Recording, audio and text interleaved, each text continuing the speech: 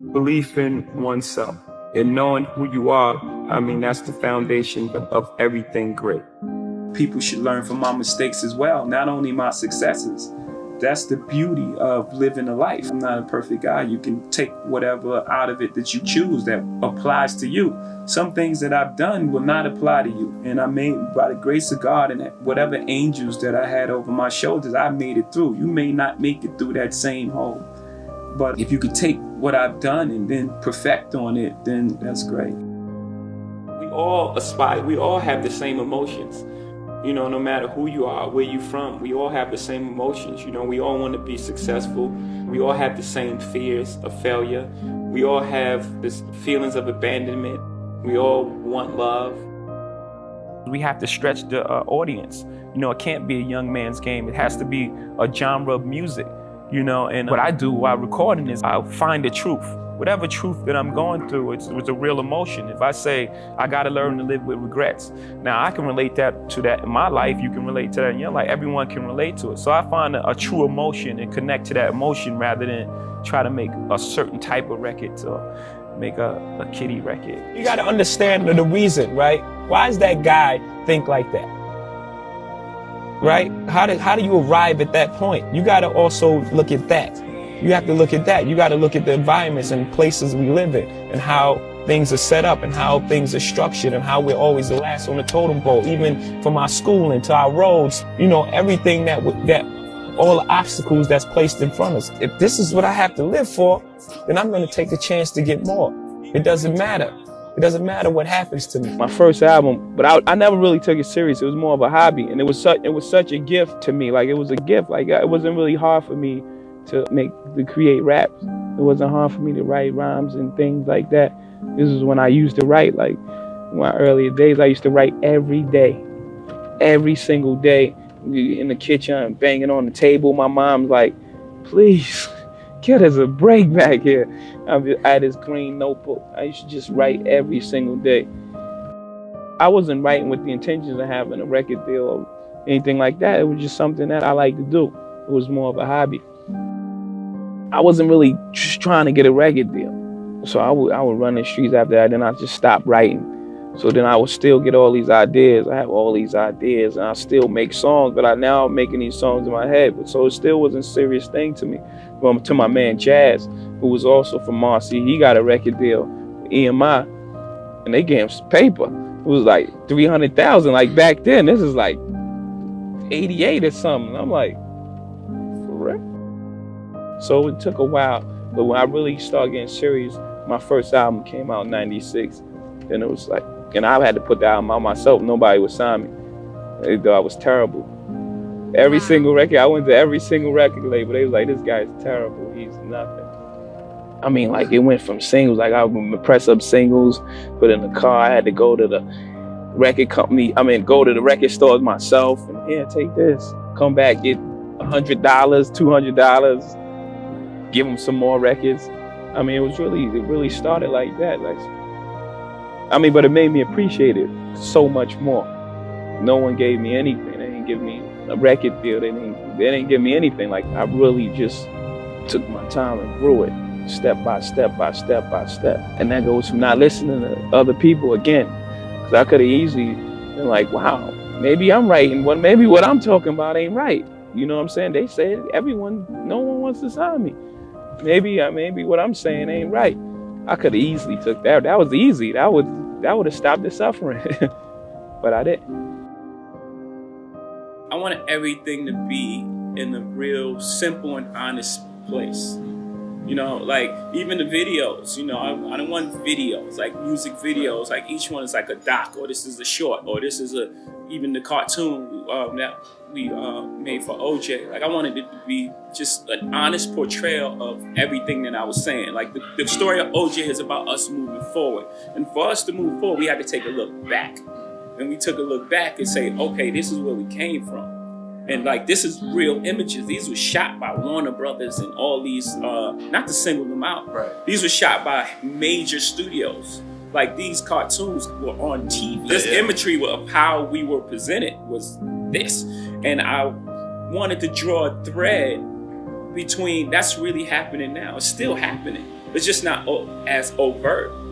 When you look at TV, you don't see a fair, equal representation of people of color. You know, when there's a show on TV, it's like this black show is on TV, or like, that's a big deal. That should be an everyday occurrence, because we are all like dynamic humans and creatures, and we haven't evolved past race still. And so it's like, still, nigga, like that's, you know, those points are like real important to me. You know, I think that of course the headlines will be about being Kanye and things like that, but like, this album has a lot of topics, you know, that's why it had to be so short. It's so condensed.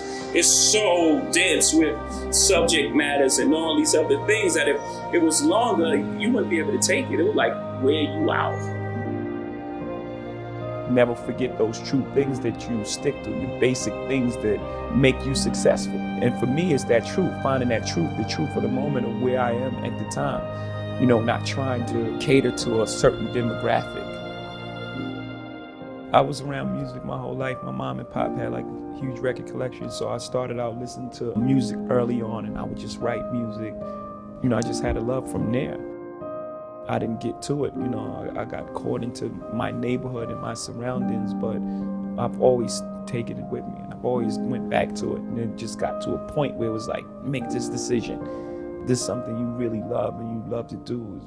It's time to really focus on it and get serious about it and give it your all. And once I did that, it was no looking back from there. My advice is just do things that are true to you. Most things that I'm involved with are extension of being creative. You know, Rockaway is a clothing company. It's part of who you are, and hip hop is your attitude and what you're trying to express, how you dress.